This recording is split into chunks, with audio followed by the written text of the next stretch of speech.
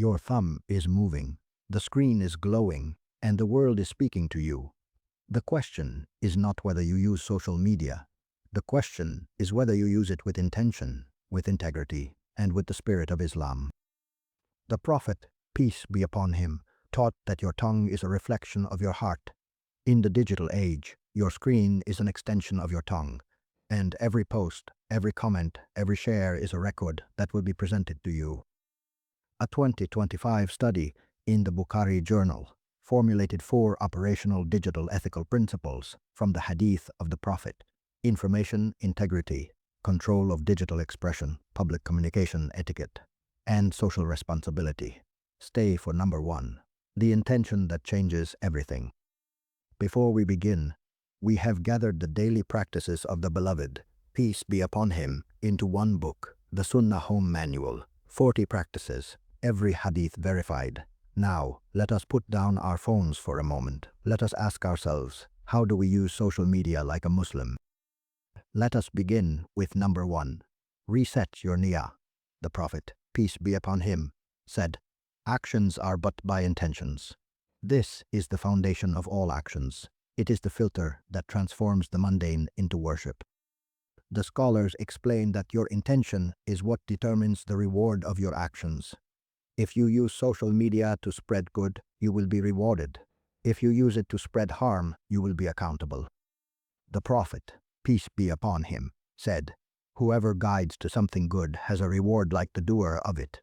Imagine your social media feed. Every post, every comment, every share. If your intention is to benefit others, to spread knowledge, to strengthen your community, then your scrolling is an act of worship.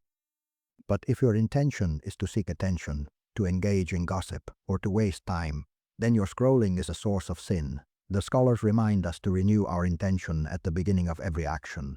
Say to yourself, I will use this platform to please Allah. That is the Sunnah, and it is still available to you. Number 2. Speak good or remain silent. The Prophet, peace be upon him, said, whoever believes in Allah and the last day, let him speak good or remain silent. This is the golden rule of the tongue, and in the digital age, it applies to your keyboard. The scholars explain that before you post, you must ask yourself, is this beneficial? Is it true? Is it kind? Is it respectful? The Prophet, peace be upon him, also said, the excellence of a man's Islam is his leaving that which does not concern him. This is a powerful filter. When you are about to comment on something, ask yourself, does this concern me? Does this benefit me? Does this benefit others?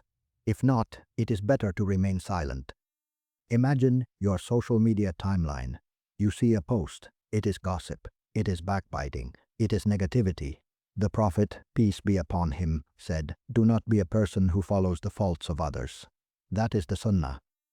Number 3. Tabayyun, verify before you share. The Quran says, O you who have believed, if a wicked person comes to you with news, verify it, lest you harm a people in ignorance and become regretful over what you have done.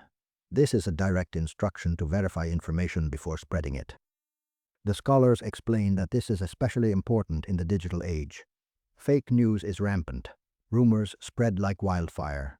And the Prophet, peace be upon him, warned that it is enough for a person to be considered a liar that he relays everything he hears. The scholars also teach that it is a sin to forward unverified news. You must check the source. You must confirm the facts. You must not be a source of harm. Imagine your social media feed. You receive a message. It is shocking. It is alarming. You are tempted to share it immediately, but you pause. You verify, you confirm, and you protect yourself from spreading falsehood. Now, let me pause here and ask you something, and I want you to be honest. What is your intention when you open social media? Do you verify what you share? Do you speak good or remain silent? The Prophet, peace be upon him, taught us that these principles are not just for the physical world, they are for the digital world too. So I want you to look at your feed. Is it a source of good or a source of harm? Drop a comment below. Tell me one thing you are going to change. Because the Prophet did not prescribe these for no reason. He prescribed them for your reward, your protection, and your connection to Allah. Now let us continue, because we have two more prophetic tips to uncover. Number 4. Protect honor and privacy. The Prophet, peace be upon him, said, "Do not backbite one another. Would any of you like to eat the flesh of his dead brother?" This is a clear prohibition of backbiting. And in the digital age, backbiting is easier than ever. A comment, a screenshot, a shared post. The scholars explain that backbiting is speaking about someone in their absence in a way they would dislike, and it is a sin. The Prophet, peace be upon him, also said, "Do not spy upon one another." This is a prohibition of searching for the faults of others. The scholars explain that social media can be a tool for spying. You look at the profiles of others. You search for their faults. You expose their flaws. The Prophet, peace be upon him, said, "Whoever covers the faults of a Muslim, Allah will cover his faults on the day of judgment." Imagine your social media feed. You see a post that exposes the faults of another. You could share it. You could comment on it, but you choose to remain silent. You choose to protect their honor. You choose to follow the Sunnah. Number 5. Balance and moderation. The Prophet, peace be upon him, said, "The best of deeds are those that are consistent, even if they are small." This is a teaching on balance. The scholars explain that you should not spend excessive time on social media. It is not a substitute for real life. It is not a substitute for prayer. It is not a substitute for family. The Prophet, peace be upon him, also said, "There is no good in excessive speech." This applies to excessive posting, excessive commenting, and excessive scrolling. The scholars mention that the Prophet would advise returning home at appropriate times, not to be a burden on the family. This is a practical teaching on time management. Imagine your life. You are spending hours on social media. Your family is waiting for you. Your prayer is delayed. Your relationships are suffering. The Prophet, peace be upon him, taught you that balance is the key. That is the Sunnah, and it is still available to you. For 1400 years, this wisdom has been passed from the Prophet, peace be upon him, to his companions, to the families of Medina who used their tongues wisely, to the scholars who preserved the ethics of communication. Now, science is catching up.